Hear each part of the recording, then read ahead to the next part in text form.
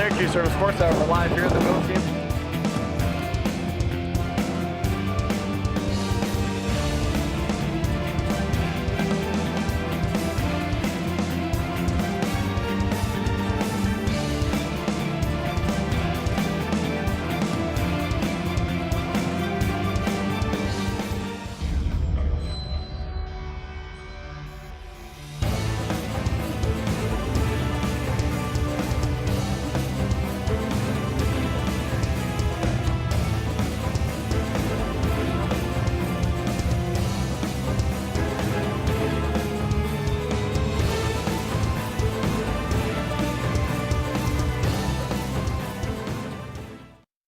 Good evening and welcome into our first episode of Sports Hour of the semester. Kevin Syracuse here with Meyer Mikulski. Meyer, how's it going? I'm having a decent day today. How you been, Kevin? Good. We got a good workout in before this. We're feeling good, huh? Yep. All right. So, the Fredonia State hockey team defeated Plattsburgh 5-0 Friday night thanks to 2 goals from Jasper Cork-on-Barley and a 33-save shutout by senior goalie Anton Rosen. The team then tied 4-4 with Potsdam Saturday night on Pink the Rink night. Victor Tracy scored 2 goals, including the go-ahead 4th goal, before the Bears tied it up with a minute 22 left in the game.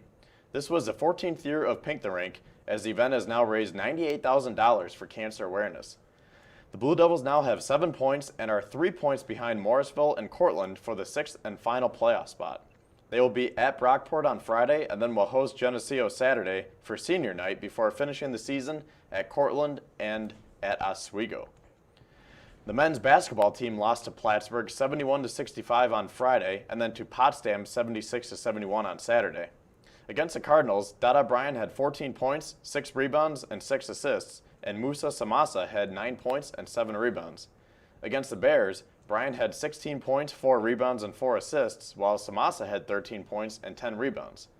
The men are now 7-14 overall and 3-11 in the SUNYAC and are 2 games behind Plattsburgh and Geneseo for the playoffs. They play at Brockport tomorrow night and then return home this weekend for New Paltz and Oneonta before concluding their regular season home versus Buff State on the 22nd. And finally, the women's basketball team defeated Plattsburgh 70-58 and Potsdam 94-87 in overtime. Anna Chacha led the Devils on Friday with 21 points and 11 rebounds, while Katie Pitcher and Audrey Craffey each had 27 points on Saturday, and Lauren Mickley added 22. The Blue Devils are now 9-12 overall and 5-9 in the conference, which has them in 6th place in the SUNYAC standings. They had the same schedule as the men and are just 1 game up on Oneonta. So we are winding down the stretch here, Meyer. So a couple of big weekends for both of our basketball teams, and hockey for that matter, too. Exactly. So that being said, speaking of basketball, we will go to the NBA now. Meyer is our NBA analyst, and before we talk anything about the NBA, we have to talk about this guy right here, because over break, one of the most tragic events in sports history happened with the devastating helicopter crash. So, Meyer, we were talking before about, it's one of those moments where you're always going to remember where you were and what you were doing when this happened. So, I'll ask you, where were you and what were you doing? So, that Sunday morning, it was a routine shoot-around that I usually did at Dodds Hall. And after I was done shooting around, I went to the fitness center, and I traded in my ID for a key, and I was given key number 8, which was Kobe's old number, before he changed to 24. So then after I'm walking towards the other side to stretch, I check my phone, and I see that Kobe had passed, and I was in disbelief. And I looked at my timeline, and I see everybody paying tribute to him. And I couldn't bear to look at my phone, the TV, anything for the rest of the day. I was just unmotivated to do anything after I saw the news about him. Yeah, exactly. I think that was everyone's reaction pretty much. You were just kind of motionless for the next couple days even.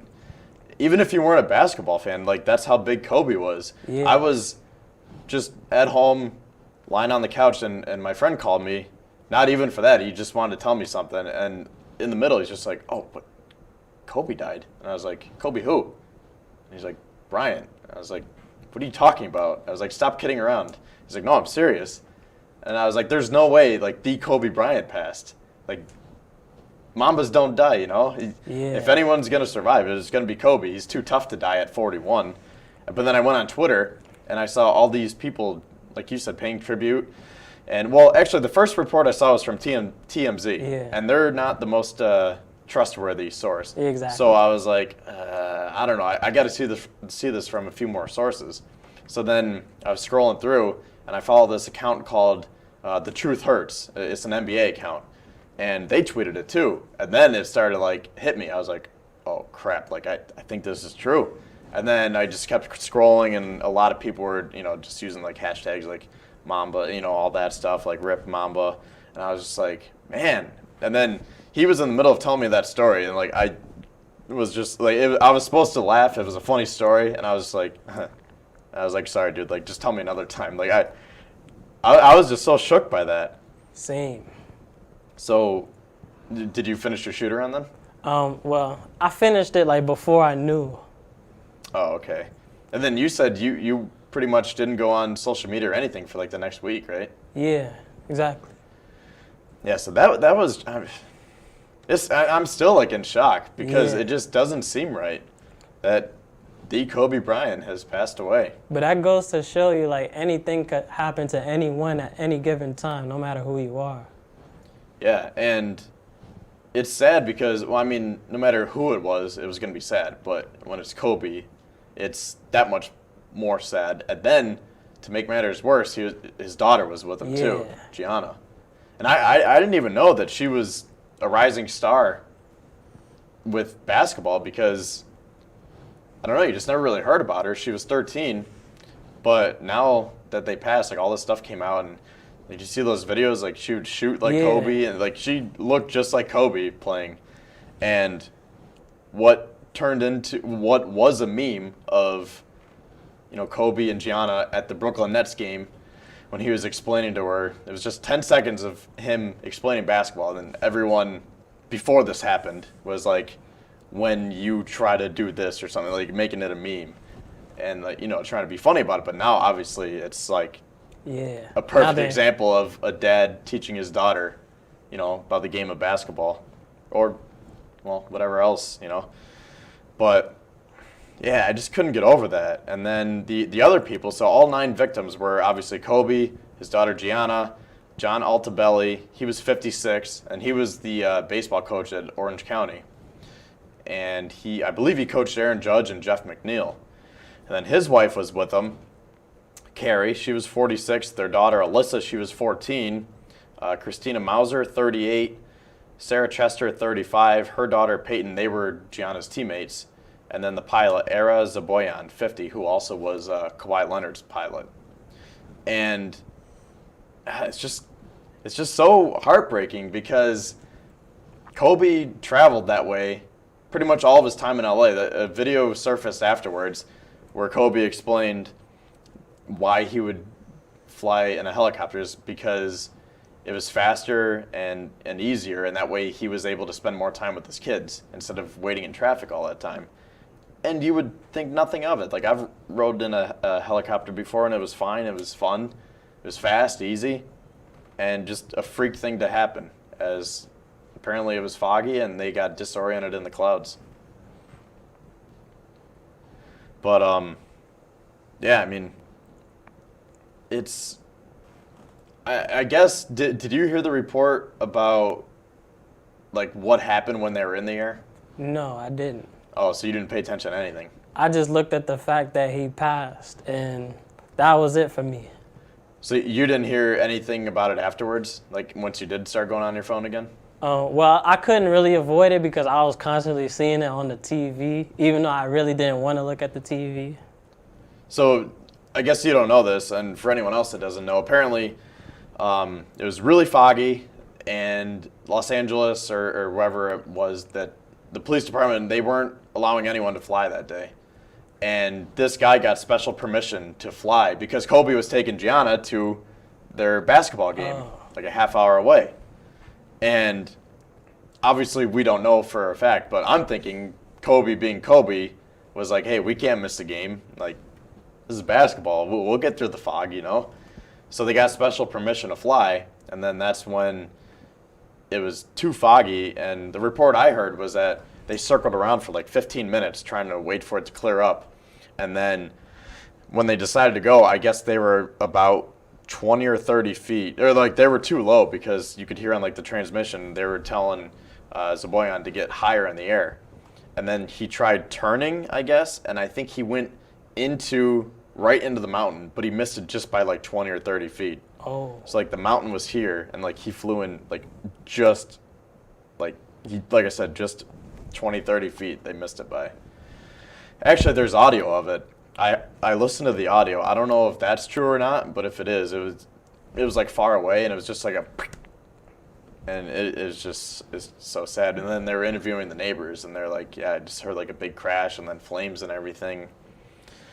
But I didn't know how big of an influence Kobe was, did you? Because Yeah, now after this, I don't know how much of this saw, but I mean, he was getting honored in China, Japan, India, Spain, France, Switzerland, like everywhere. I saw a meme of somebody at war in a Kobe jersey. Really? I didn't even see that one, yeah. So, I mean, Kobe really affected everyone because I think Kobe may have rubbed people's wrong, maybe not rubbed them wrong, but like he was one of those people to me. I'm a Knicks fan, so I never liked him just because he was so good, and he kind of gave off the persona of being a little cocky. But like as you got to know him over the years, it wasn't a cocky as in I'm better than you, or I'm gonna beat you because I'm better than you. It was more I'm gonna beat you because I put the work in and you didn't, and hence the Mamba mentality, just hard work, perseverance, dedication, and you just really grew to respect Kobe over the years because he was just the definition of a hard worker. So, I think that's all I had to say about that. Do you have any other thoughts? So some Kobe highlights that I remember from when I was a kid was his 81-point performance against the Raptors.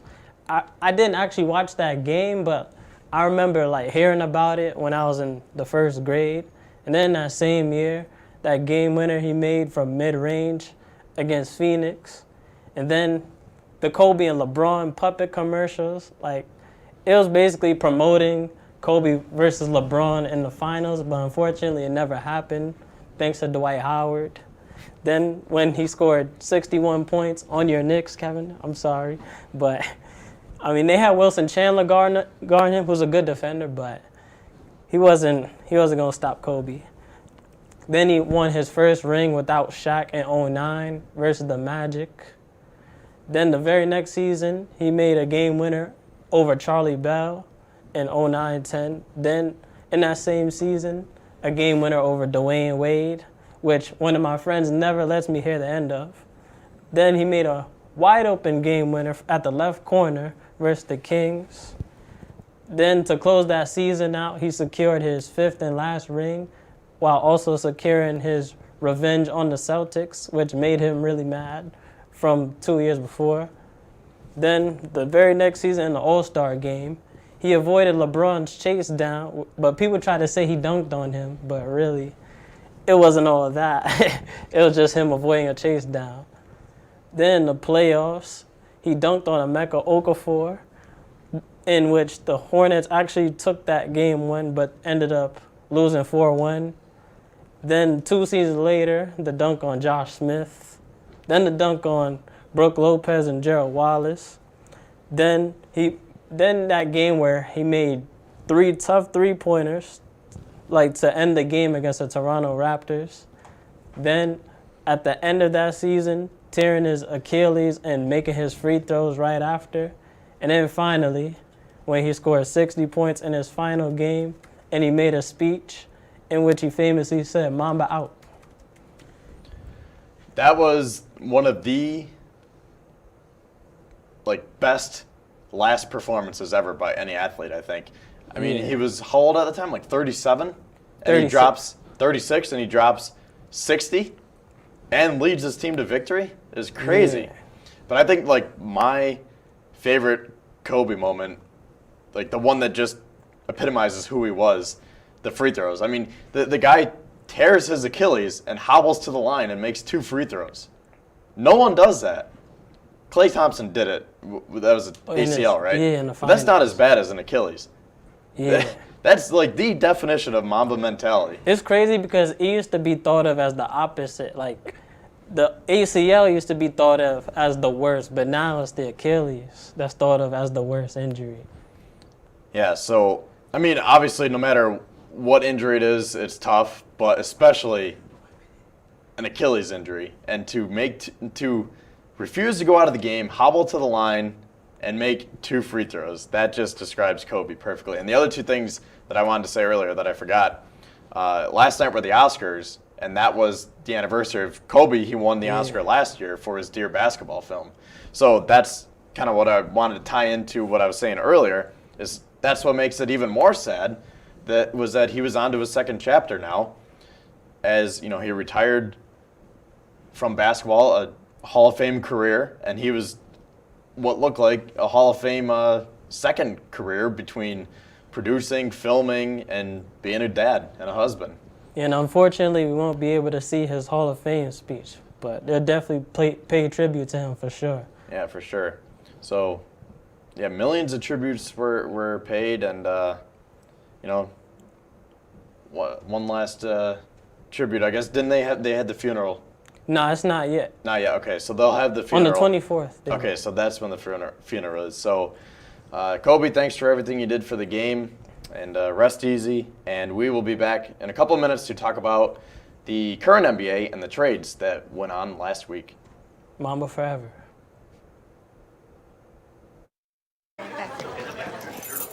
Hi. You think you're probably sober? Yeah. But you're thinking about taking the back roads home, just in case. If you're probably sober, then why would you do that?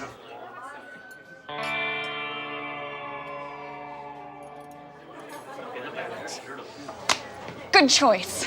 Probably okay isn't okay. If you see a warning sign, stop and call a cab, a car, or a friend. That's a full glass of wine. I'll be chatting you later. There are 16 million children struggling with hunger in America. That's 1 in 5 daughters, sons, neighbors, and classmates who don't know where their next meal is coming from. Yet billions of pounds of good food go to waste every year. It's time we do something about it. Feeding America is a nationwide network of food banks that helps provide meals to millions of kids and families in need. Visit feedingamerica.org to help them feed even more. Together, we can solve hunger. Together, we're feeding America. Hamilton was adopted from a rescue in 2008. He really likes to be around people. And as soon as I start to make my breakfast, Hamilton is right there. I get out my mat and I'm doing a downward dog and he's underneath. He's quite the pug about town. He gets invited to a lot of parties. He knows he's a pretty big deal. I mean, look at this little face. How could you not love him?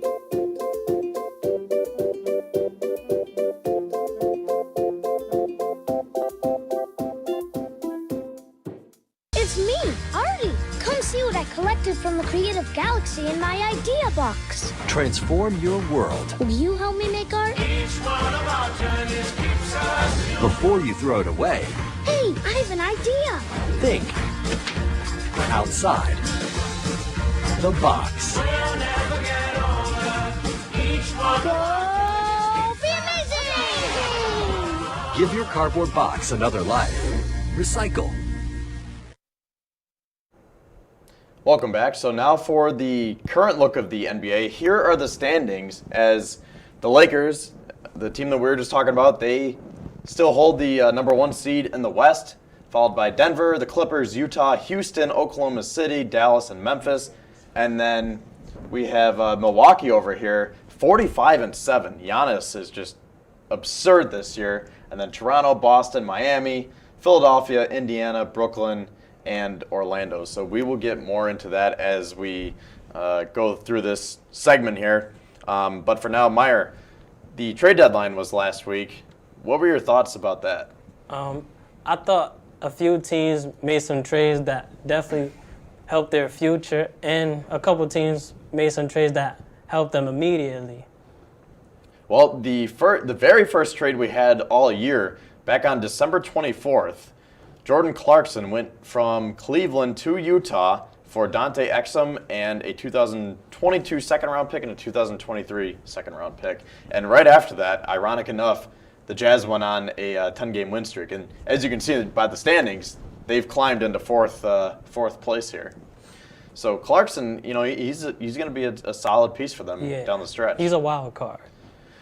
And then another trade that I didn't even realize that these guys aren't your stereotypical like stars, but they're solid players. Trevor Ariza, Wenyen Gabriel, and Caleb Swanigan went from Sacramento to Portland for Kent Bazemore, Anthony Tolliver, and 2 draft picks. So, not anything. Again, those aren't like big names, but that was a decent trade as Swanigan and especially for Portland. Yeah, Swanigan and Ariza are. Yeah, because they were lacking on defense, especially at the wing. Yeah, because Nurkic is still out. Yeah. So, and wasn't Whiteside hurt for a little bit? I think so, yeah. So they get some more size there. Willie Cauley-Stein, the Golden State, I don't know what's going on with them now. They sent Willie Cauley-Stein to Dallas for a second-round pick. And then, speaking of size here, I don't get this. This is the first of the big trades. This is back on February 5th. So Clint Capella got traded by the Rockets to Atlanta. And I just don't get that because he's averaging over 13 points and 13 rebounds. And now P.J. Tucker's their center. And Tucker's what, 6'6"? 6'5". 6'5", and he's listed as the team center. So I don't know why they're trying to go small ball here. I mean, 33 and 20, that's not terrible. You're in 5th place. I don't know why you're trading away your center. I think what they're trying to do is that they're trying to play at a faster pace, like how Phoenix used to with Steve Nash and company. Yeah, but you got to have a big guy, because who's their power forward? Who is their power forward? I don't know, I'm blanking, but... But I think it might be Covington. Yeah, it might be Covington now. So they acquire, so let's see here. There was a lot to digest here. So Atlanta acquired Clint Capella and Nene from Houston. Houston acquired Robert Covington, a second-round pick, and Jordan Bell. Denver acquired a first-round pick from Houston, Noah Vonleh, Shabazz Napier, Keita Bates-Diop, and Gerald Green, who got waived. And then Minnesota got a first-round pick, Evan Turner, Juan Hernan-Gomez, Malik Beasley, and Jared Vanderbilt. So who do you think won that trade? I think Atlanta. Same. I mean, they only got one piece because I believe they waived Nene too. Yeah. But I think Capella's that good because now you match him up with Trae Young. Yeah, exactly. That's the one of the missing pieces to Atlanta. Yeah, they needed a center badly. Yeah. So I don't understand Houston's thinking there.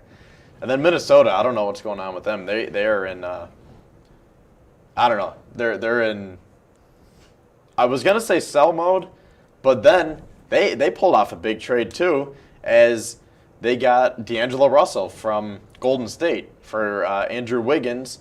Let's see. So they got D'Angelo Russell, Amari Spellman, and Jacob Evans for Wiggins, 2 first-round picks and a second-round pick. So Minnesota and Golden State, they're both in the bottom of the West, and I don't know. It's weird because like they're both kind of in sell mode, but they're both kind of in buy mode too. So maybe Russell. Well, actually, Russell was having a good season. They just signed him from Brooklyn, but I think Wiggins at least needed a change of scenery. Yeah, and plus Wiggins is a better fit for what Golden State needs rather than D'Angelo Russell. Because I never thought D'Angelo Russell going to the Golden State Warriors made sense. Because yes, they're gonna score all the points they want, but at the same time, they're also gonna give up a lot of points. Yeah, and it was only working this year because Steph and Clay are hurt. Yeah, exactly. So when they come back, I was thinking, well, where does Russell fit on this team? He's a point guard, maybe a shooting guard, and those spots are already taken. He's not better than Steph or Clay. Yeah. So now it's perfect for Golden State because next year when they get Curry and Thompson back, Curry's your point guard, Clay's your shooting guard, and Wiggins is a small forward. Yeah, he's going to play that same role that Harrison Barnes used to play. Yeah, exactly, and then Durant.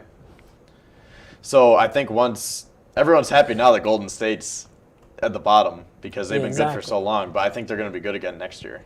Definitely. They just need a bench. Yeah, and the reason why I said they're in sell mode was because they sent Alec Burks and Glenn Robinson to Philadelphia for 3 second-round picks. That was a solid pickup for Philadelphia because they were really lacking in their bench.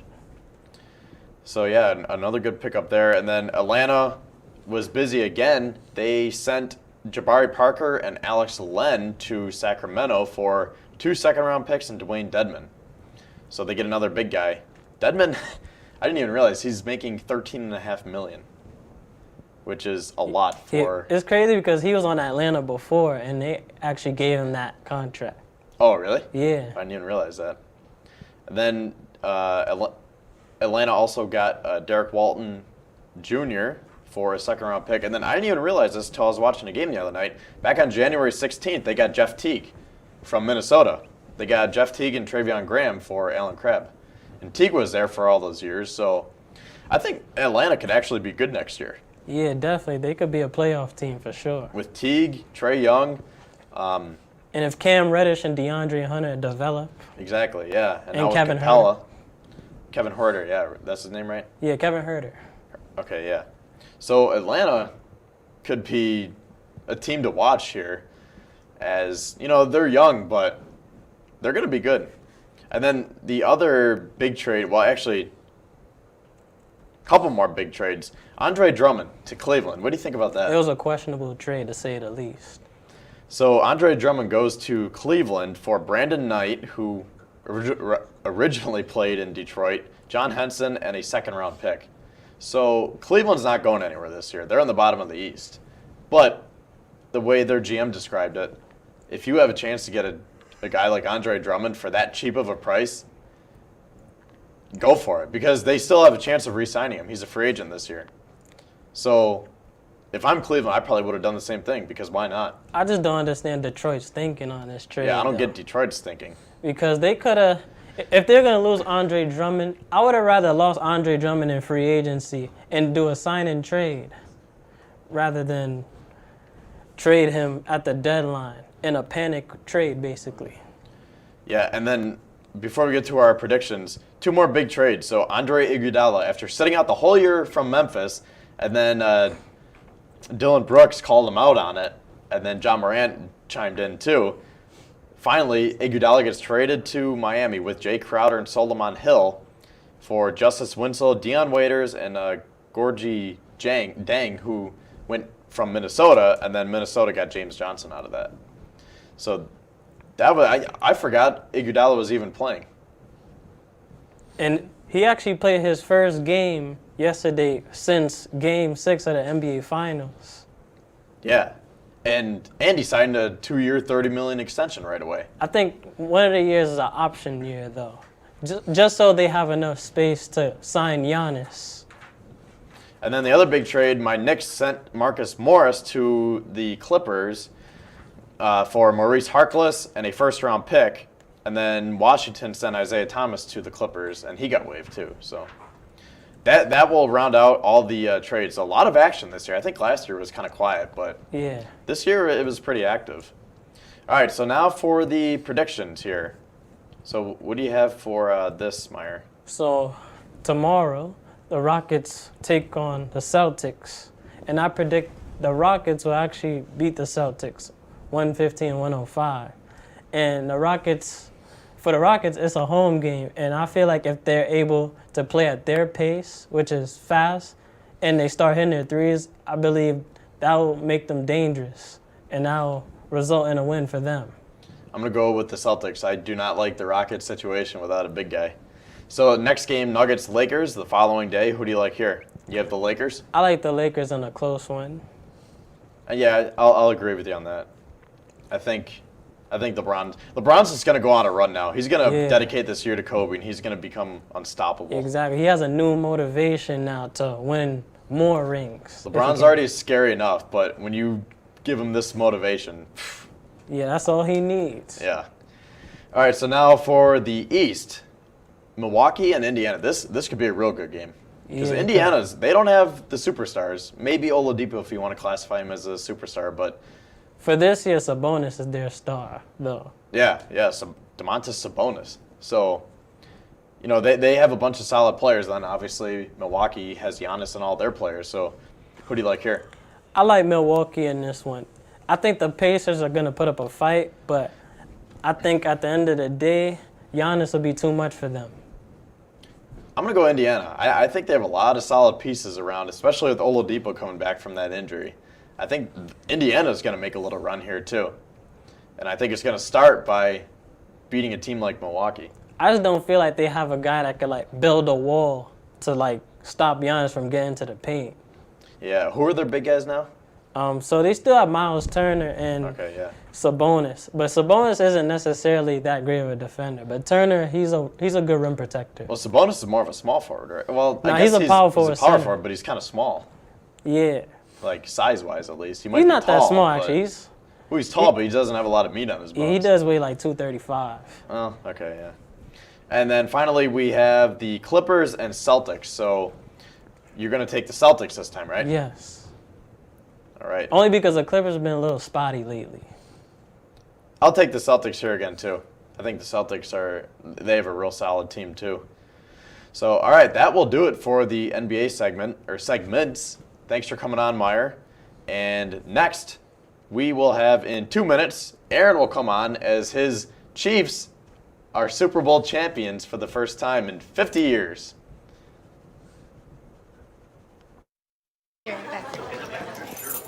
Hi. You think you're probably sober? Yeah. But you're thinking about taking the back roads home, just in case. If you're probably sober, then why would you do that?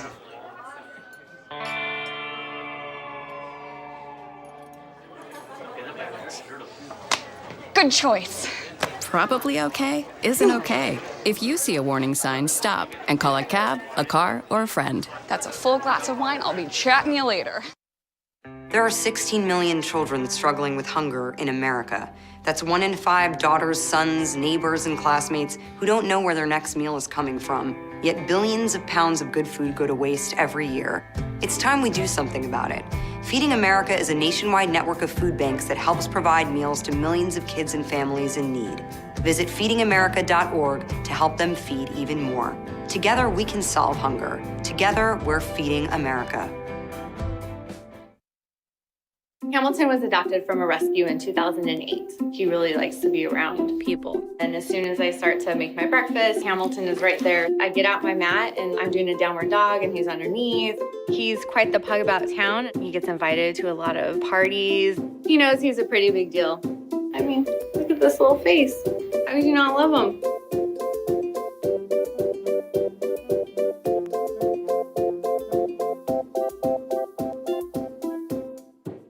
It's me, Artie. Come see what I collected from the creative galaxy in my idea box. Transform your world Will you help me make art?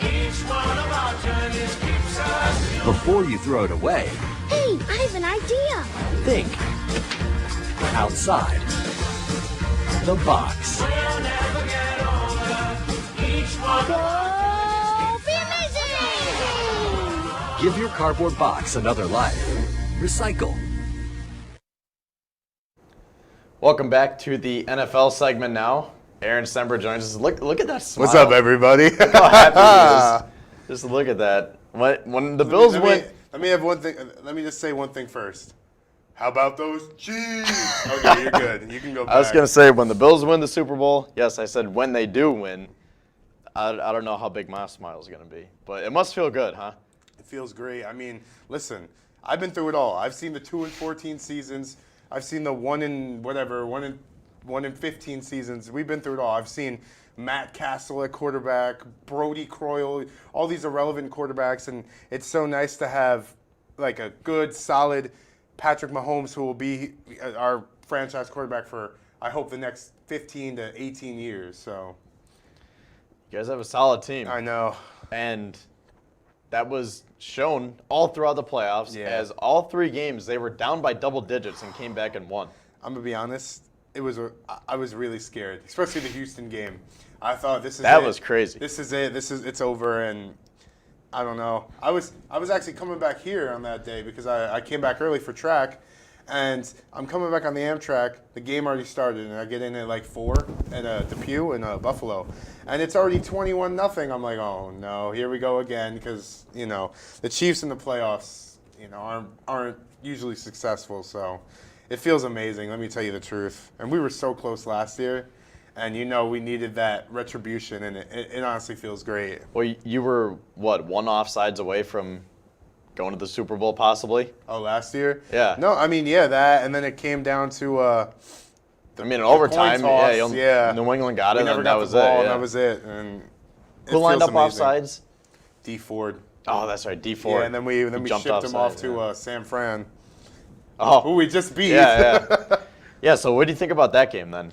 Because that was just that was just a great game all around. Honestly, I didn't care who won, because I know like you guys, AFC, we're both AFC teams here. Yeah. So, I didn't really care. Like, I respect both teams. So it just felt good to not have to root against the Patriots for once, and I could just sit back and watch 2 good teams go at it. I don't know. It says here, Niners had the game. They really did. They had the game in hand, and then, I have to really say this. I really blamed the defense for a lot of losses earlier in the season, especially that Titans game, like week 9 when we lost by a field goal or whatever. They really stepped it up this whole postseason, and honestly, that's a big reason why we won this game. The defense, and after we got rid of Bob Sutton and we hired. I don't even know his name now, but the new defensive coordinator, he was criticized at first, and he really stepped it up. And, a lot of people always think that, Chiefs offense, score fast. But this postseason, let me tell you the truth, it was all the defense. It really was. Well, and the offense for coming back every game. Yeah, I know. And Mahomes for putting up 51 points. But why do you think we get them to third and longs, We really didn't do that earlier in the season.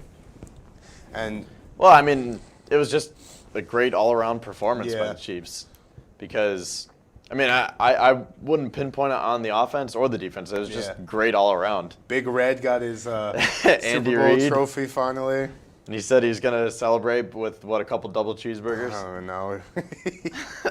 And I remembered he was talking about, before they went to Miami, he was like, I got to start going on a diet. And I'm like, you're not going on a diet. What are you talking about? It was just funny. Playoff diet. Yeah, I know. But, yeah, it was just crazy because they were down 20-10 and then scored 3 touchdowns to win 31-20. Yeah. After that Damian Williams touchdown, like the 26, I knew it was over, and I was like, I was on Snapchat. I was like, I've waited my whole life for this, and, it's just crazy. So I'm going to ask you, I asked Dante on our Bills show last night, who do you think is more to blame for San Fran? Was it the players and Garoppolo or Kyle Shanahan? Because this is the second Super Bowl that he's lost now, because he was the victim of the 28-3 loss when he was the coordinator for the Falcons. Mm-hmm. So do you think it was his play calling and time management or the players? You know what? I'm going to say both, actually. Because in crunch time, in that fourth quarter, Garoppolo played like garbage. He didn't. He missed Sanders by a couple feet. That could have been the game winner. I don't know. It's just Shanahan got unlucky. That's all I could say. I really don't know. I really don't know his, how he, works and all that. I don't really know him well, but I know they had the lead and, they let it slip away to our advantage. So. Yeah, I think you're right. Like, I would say both too, but I think more importantly, we got to give credit to the Chiefs defense for coming alive like that. Yeah, I also noticed like the offense, like the 49ers offense got sluggish, because of Garoppolo. Like, you always have to work, your quarterback brings you up, and when your quarterback's not doing well and you need him in this situation, he's a good, don't get me wrong, he's a great quarterback.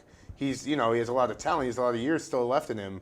And, hopefully for him, he could maybe bring them to one more Super Bowl or 2. But like I said, it was just the defense stepping up. Tyrann Mathieu, it felt really good because this whole time, all that stuff that happened when he was at LSU, and now after he got to the Chiefs, it actually fell into his hands perfectly. Everything went in his direction, you know? So, you know, it was good for him and good for the whole defense and the whole offense, you know, the whole team at that point, the whole organization. Yeah, so, again, I'll give credit to the Chiefs' defense, and I'll put the San Fran offense to fault here. Mm-hmm. But I think Shanahan really is the biggest part of this because he had a couple really bad mistakes. Starting in the first half, they got the ball back. Well, they stopped Kansas City on third down. They had 1:40 left and 3 timeouts, and they didn't call any timeouts. You know, I noticed, in my opinion, the game went by really, really fast. Like a lot faster than I remember most games. Well, maybe if Shanahan took a couple of those timeouts. It was over and done in 3 hours. Usually, you know, the halftime show went by so quick. And, I mean, Shakira and J-Lo, you know, that was a good sight to see. But it was really nice, the whole choreograph and whatnot. But, I don't know, it just seems so much quicker this year. I don't know, that was just me. Well, what do you think about him not calling the timeouts? Because they could have called a timeout with 1:40 left and then had, after the punt, about 1.5 minutes with 2 timeouts to work down the field. But instead, they ran 2 draw plays, got, 15, 20 yards, and then Garoppolo had that nice pass to Kittle, and they called him for offensive pass interference. Yeah, I don't know about that. That wasn't a push-off, you know. But what I'm trying to say is they drove 40, 50 yards in 20 seconds, and if it wasn't for the penalty, they could have gotten a field goal. So imagine what they could have done with the 1.5 minutes. Yeah, that was probably the worst. That was probably the worst. I mean, were they leading at that time or no? I think it was 10-10. Yeah, so yeah, because it was that would have been a big going to, like, why are you content? You know, you Yeah. have a great defense, but it's the Super Bowl. You can't be content. So go get some points and get some momentum going into the half. I don't understand that. And then when they did have the 20-10 lead, there was a 2nd and 5. Instead of giving it to Mostert, who's been carrying them in the playoffs, they decided to throw a couple times to Garoppolo and 2 quick incompletions. Kansas City gets the ball right back.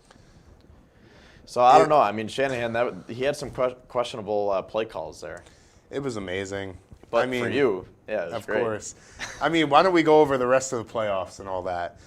Do you want to start from Wild Card Weekend or Conference Championships? Well, I'll just read the bracket here to refresh everyone's mind. So the first game, Bills lost to Houston. After a 16-point lead. Let's not forget that. Moving on. No, actually, I will talk about this for a couple minutes. Yes, we don't really have a couple minutes, but what we do real quick.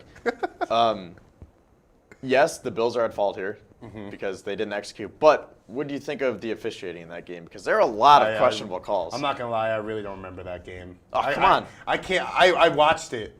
I don't remember it at all. I just know they lost. There was the touchback that they ruled a touchback by common sense, but then ESPN pulled out the rule book and it actually should have been a Bills touchdown to go up 19-0, but they didn't give it to him. Then there was a delay of game when Deshaun Watson snapped it at 0, but they said that happened in the Super Bowl too. Yeah, I remember that. Then there was a blindside block on Cody Ford that wasn't a blindside block, and it wiped away a potential game-winning field goal. And there was a hit to Josh Allen got hit to the head and no call. Nothing. I remember that too. So a lot of questionable play calling, and it was just so sad. But the thing that made it better was that the Patriots lost it. Oh yeah. So they lost to Tennessee. Ryan Tannehill. I love that game. I loved that game. Where did that come from? I don't even know. So they won 20-13. Then they moved on the next week to beat Baltimore on Lamar Jackson. Wait. We still got more. What? Seattle and Philadelphia. Oh, this is doing the AFC. Oh, okay. Okay, keep going then. So I was saying Tennessee, Tannehill and Derrick Henry was amazing. Just beat the Ravens like that. Yeah. Like literally. Made Lamar Jackson look like nothing. And then they almost beat the Chiefs, but then another comeback. The Chiefs took that one to 35-24. Yeah. So now for the NFC, Drew Brees, once again. Snubbed, of course. See, Kyle Rudolph touchdown, that was a push-off, in my opinion. to win the game? Because if the Kittle one was a push-off, that was a push-off. Yeah, I didn't think about that because I didn't think the Rudolph one was. I thought that was clean, but you're right. If they're going to call it on Kittle, call it on Rudolph. Yeah. So Drew Brees, once again, I feel so bad for him because 2 years ago against the Vikings, it was the Marcus Williams. Sideline. Oh, my. I'll never forget that till the day I die. Yeah, the one time Joe Buck got excited. Yeah. And actually, I do like Joe Buck, but it's just that David Tyree catch still annoys me because he showed no emotion. But there was that, and then last year with the Nickel Roby-Coleman no call, and now this. So Drew Brees, I don't know. He might retire. He might not. We'll see. So Minnesota took that one, and then Seattle beat Philly 17-9. Carson Wentz was knocked out. And then San Fran beat Minnesota, Green Bay beat Seattle, and obviously San Fran beat Green Bay. Yep. So real quick, before we wrap up here, today it was announced the Chargers and Phillip Rivers agreed to mutually part ways. So what do you think about that? I don't know. The only place I could see him is Indianapolis, or he's going to retire. I really don't see him going anywhere else. Maybe Tampa Bay. I don't even know. And then Brady, too. They're saying Brady could be his replacement now in LA. Yeah. So time will tell. Free agency is about a month away. So we will have more NFL coverage once that happens. So thanks for coming on, and congratulations. Woo! All right, we will finish up with Josh and hockey in a couple minutes.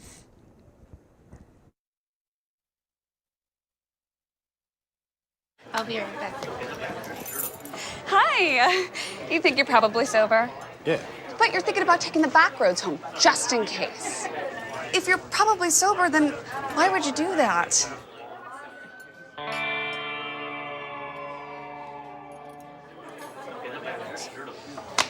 Good choice.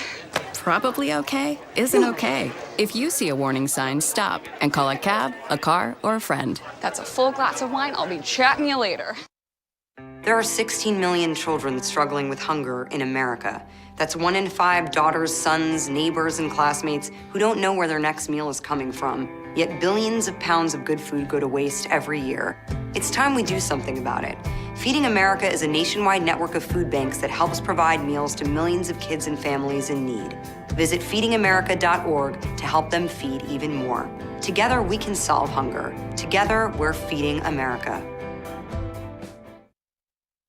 Hamilton was adopted from a rescue in 2008. He really likes to be around people. And as soon as I start to make my breakfast, Hamilton is right there. I get out my mat and I'm doing a downward dog and he's underneath. He's quite the pug about town. He gets invited to a lot of parties. He knows he's a pretty big deal. I mean, look at this little face. How could you not love him?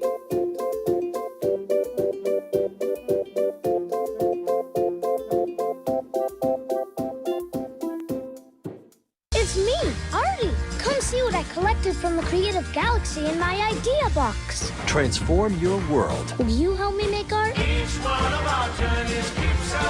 before you throw it away. Hey, I have an idea. Think outside the box. Go be amazing!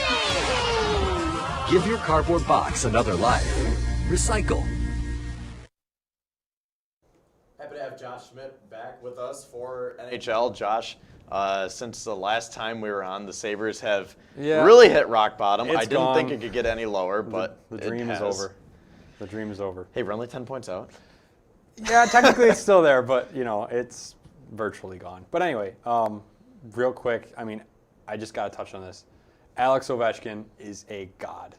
He is going to pass Wayne Gretzky in his scoring and take the all-time scoring title. I thought he was going to be over 700 goals by the time we aired tonight. He is playing the Islanders right now, and I don't know if he's scored yet, but he's still currently at 698, 8th in the all-time scoring. 709 gives him 7th in all-time scoring, where he'll pass Mike Gardner. He still has packed guys like Yager, Gretzky, Gordie Howe. Currently, Gretzky is 196 goals ahead of him, but obviously Gretzky's not going to be able to score any more goals. So Ovechkin, a lot of people are predicting he's going to do it by the time he's 40, and I think this guy's going to play till he's 43. So I think you're going to see a new all-time goal leader in the next few seasons here. Because I didn't even realize that. I think it was John Butchagras that tweeted it today about how he thinks that he's going to play till 40, and when he's 40, he's going to break the record. He actually predicted the date. He said January 16th of 2022, I think it was. Oh, that's soon? He predicted goal because he's had 50 goal seasons for the past 5 years, and he's on pace for I think 50 this year. Jeez. I think he's Wait, how old is he? He is 36 right now, or 30. He might even be 34. 34 to 36. I know that, but I think he has around 40-ish goals this year. So 34. Yeah, 34. Wow. So he's going to be really good for a really long time still, and I mean, that Capitals team is going to love him. But like I said, Washington plays tonight, so if he scores 2 tonight, he'll break 700. If he somehow scores, 14 tonight, which isn't possible, but hey, it's Ovi, so you never know. He'll pass Mike Gartner. But I think he'll pass Gartner by the end of the season, and then he'll pass all the other guys within the next coming years. But yeah, Alex Ovechkin, generational talent. Wish we had one of those. Well, we do with Eichel. We The problem is we don't have anyone to surround him. to insulate him or anything. But it's pathetic. Moving on to those Sabres woes. I mean, Jeff Skinner just got back from an injury. He's been having a rough year. $9 million for 9 goals or 11 goals. 11 goals. Give him credit. But it's like with Eichel. I mean, you got to have guys surrounding him. Skinner had Eichel with him all season last year, and he got 63 points. This year, he's on a line of rotating cast of players, and he's been playing with scrubs, in my opinion, and he's only got 19 points. So, he needs to have either be with Jack all the time and then get other people to fill in those other lines, or play him on those other lines, get people to insulate and help him score. Because, I mean, Skinner can't do it on his own. Skinner's a lot older than Eichel, and, I mean, sure, Skinner's amazing, but he's no Jack Eichel. And it's complicated because you need people to help other people, and it's all about chemistry and stuff. It's just going rough right now. That's all.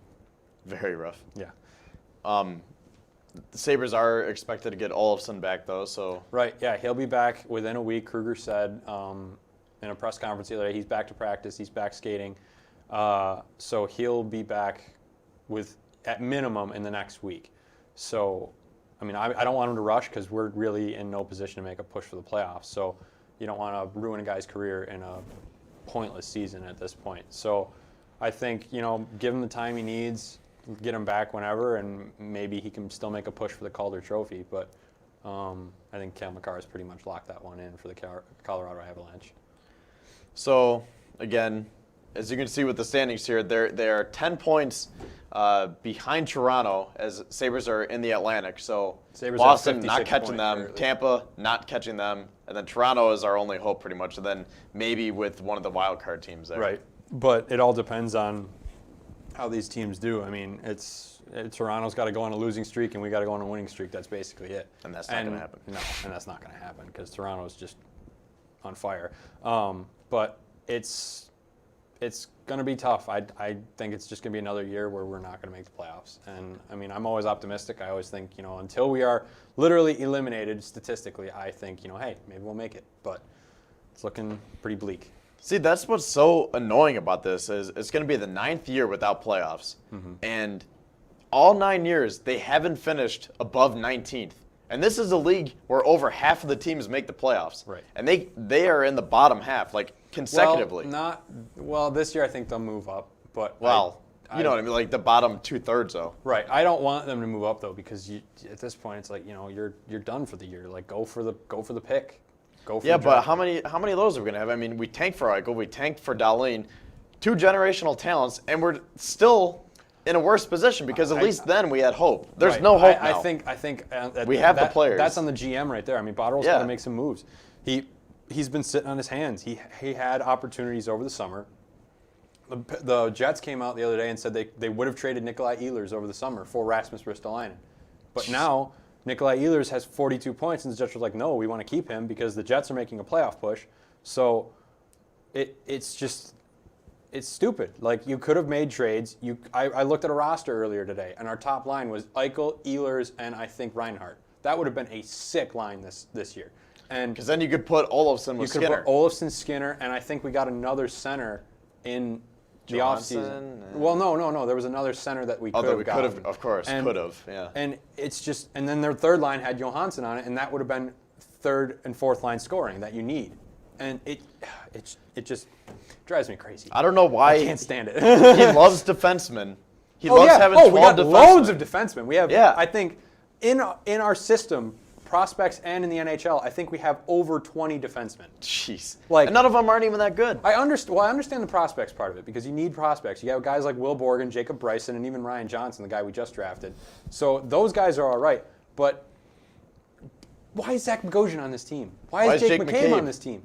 The only thing I have to McCabe's say, the assistant, and he blames the media. Right. The only thing I can say is that people don't want them, which I understand because Bogosian's on a crazy contract for only another year. That one you bite the bullet, you let him over $5 million. You let him go. No, about 4.7, I think. But you let him go at the end of the year. He's done. His hips are shot. He's at the end of his career. McCabe, however, you can trade McCabe. Ristolainen, you trade Ristolainen for Nikolai Ehlers, and we wouldn't be having this conversation right now. You'd see the Sabres right there. It's And then he goes on WGR and says, I'm not gonna do anything too drastic. I don't want to harm the organization. You've been already harmed the organization. 3 years. You've been harming them by not doing anything. Right, and we a want lot you of to do and something. a lot of people are saying this is on Kruger. This is 100% not on Ralph Kruger. No. Ralph Kruger is playing the cards he is dealt, and if he has to go 11-7, he has to go 11-7. Like 11 forwards, 7 defensemen. That's not very common in the NHL nowadays. But with the people he has defensemen that have scored more points than forwards. Rodriguez, I think, has 6 points. Dahlin has 31, and Dahlin's only played 46 games. And He's a defenseman. that's the other thing too. Like we've had injuries. Like we've actually needed forwards. It's not like we want forwards. And our solution, we need forwards. Our solution, Scott Wilson from Rochester or Dalton Smith from Rochester. And then Like we'll send him back down. go sign Jason Pominville. He wants to play for the Sabres at league minimum too. Go sign him. He could run a line with Jack Eichel and Sam Reinhart, or Jack Eichel and Victor Olofsson. Or it's not that hard. Make a trade. Wow. Pick up the phone and make a call. But it's. And then on top of it, we have all the ownership issues with, the whole debacle with the alumni night, giving cheap Chinese knockoff jerseys, missing the deadline for the goat head. Right. And now they're not even coming out and saying anything about how frustrated they are. So we haven't even heard from the Pagulas. You used to, when the Pagulas first came in, they had Ted Black. Ted Black would go on, I think, every week and on WGR and answer fan phone calls. I loved that. Ted Black did so much for this organization. The Pagulas brought him in. They were great. I love what the Pagulas are doing for the Bills. It's amazing because the Bills are becoming a good team, and I love it. But I want them to pay attention to the Sabres now. The Bills have it figured out. They have their GM. They have their young guys. And now a lot of cap space. That's the other thing. Now, we have like, what, 20,000 in cap space? Right now we have no cap space at all. And you have 7 UFAs coming off the books this year. A few of them you might sign, yeah. And you got to sign Reinhart. He's an RFA. He'll probably get about $7 million. But the rest of that is completely open. You're losing a contract like Sobotka, 3.5. Bogosian, 4.7. You got to sign Brandon Montour or trade his rights to somebody for a top 6 forward. I'm okay with trading Montour, really. I love Montour, but if we can get a top 6 forward for him and keep Risto, then go for it. But I don't know. It's getting frustrating for sure, and I think it's just a next year and this summer standpoint right now. And over break, we had probably one of, if not the best call-ins to a radio station, at least for WGR. Dwayne. If you guys didn't hear that, search Dwayne Sabres, and it'll pop up because that thing went viral. And he's on your podcast now, right? Right. He should be coming on our podcast in the next couple of weeks here, so we'll be getting an interview with him. But real quick before we end, there was a blockbuster trade before I came on. Jason Zucker has been traded to the Pittsburgh Penguins for Alex Galchenyuk, a first-round pick, and prospect Kalen Addison. Zucker has 29 points this year, and Galchenyuk has 17. So that's a pretty big trade right before the deadline here, and a great move by Minnesota, and a great move by Pittsburgh, too. But we'll see how that one pans out. Both guys were linked to the Sabres, but of course. Yep, of course. Jason Botterill didn't make a move. They're not good enough for us, right? No, right. Never. Yep. Well, we'll see how the rest of the season goes. So what, the trade deadline's the 28th, right? 24th. 24th, yep. Okay. So exactly 2 weeks from today. Yep. So hopefully we'll have some trades to talk about. If we don't, I don't know. Yep. But anyways, thanks for watching our first our first episode of this semester. We'll be back next week, same time, same place. So see you then.